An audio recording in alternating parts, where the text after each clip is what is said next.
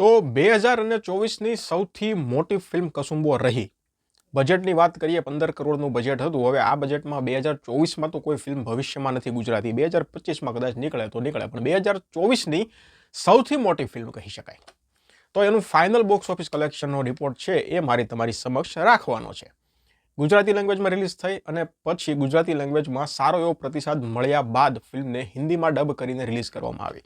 તો હિન્દીનું collection, ગુજરાતીનું collection, બધું total mix collection કરી ફાઇનલ કલેક્શન કેટલું થયું છે, કેટલાનું બજેટ ટોટલ છે, તો તમને ખબર જ છે. તો અંતિમ નિર્ણય શું છે એના વિશે આપણે આગળ ચર્ચા કરીશું. હવે સૌથી પહેલાં હું તમને કહી દઉં, ફિલ્મ બનાવીને મેકર્સે, એમાં મેકર્સે ખૂબ સારી એવી મહેનત કરી. પ્રમોશન પણ એવું જોરદાર કરેલું છે. પ્રમોશનમાં પણ આપણે આ ફિલ્મ માટે મેકર્સનો વાંક ના કાઢી શકાય કે ભાઈ પ્રમોશન નથી થયું ને કાંઈ નથી થયું. ફિલ્મ રિલીઝ થયા બાદ પણ એટલું પ્રમોશન ફિલ્મનું થયું હતું. અને પાછું એવું નથી, લોકો ફિલ્મને માઉથ પબ્લિસિટીથી વધારે ફિલ્મ ચાલી છે.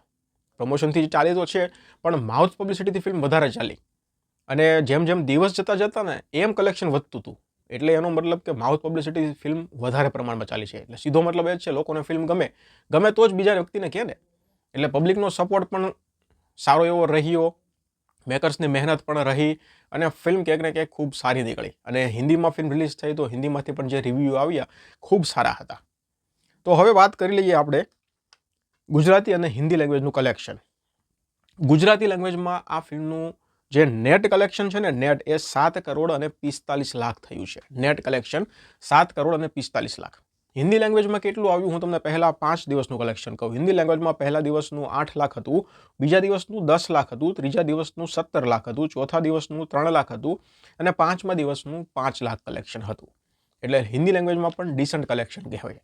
એટલે એમ કરીને ટોટલ આ ફિલ્મનું હિન્દી લેંગ્વેજનું કલેક્શન છે ને એ 63 લાખ રૂપિયા થયું છે, ફક્ત હિન્દી લેંગ્વેજનું. હવે હું તમને ઓલ ઇન્ડિયા ફાઇનલ કલેક્શન કહી દઉં. જો ઇન્ડિયા ગ્રોસ કલેક્શન 9 કરોડ અને 47 લાખ છે. ગુજરાતી અને હિન્દી બંને ભેગું થઈને 9 કરોડ અને 47 લાખ. જે નેટ કલેક્શન થાય છે 8 કરોડ અને 8 લાખ રૂપિયા. 8 કરોડ અને 8 લાખ રૂપિયા નેટ કલેક્શન થાય છે. એટલે બંને લેંગ્વેજની ભેગી કરીને પણ આ ફિલ્મ બ્રેક ઇવન સુધી નથી પહોંચી. એટલે ક્યાંક ને ક્યાંક ફિલ્મે નિરાશ નથી કર્યા, પણ ફિલ્મના જે આંકડાઓ આવે છે ને કલેક્શનના, એણે ખૂબ નિરાશ કર્યા છે. ફિલ્મ હિટ પણ ના ગઈ અને એવરેજ રહી એવું કહી શકાય. કારણ કે 15 કરોડનું બજેટ હતું ફિલ્મનું, પણ કાંઈ મેળ ન આવ્યો. હવે કોઈ પણ ઓટીટી પ્લેટફોર્મ પર આવશે અને ઓટીટી સાથે ડીલ થાય, એ પૈસા બધા મેકર્સ પાસે જાય.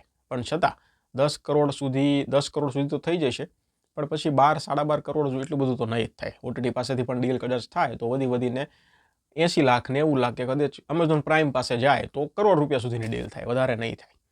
તો બસ આ હતો કસુંબોનો ફાઇનલ રિપોર્ટ. ધન્યવાદ.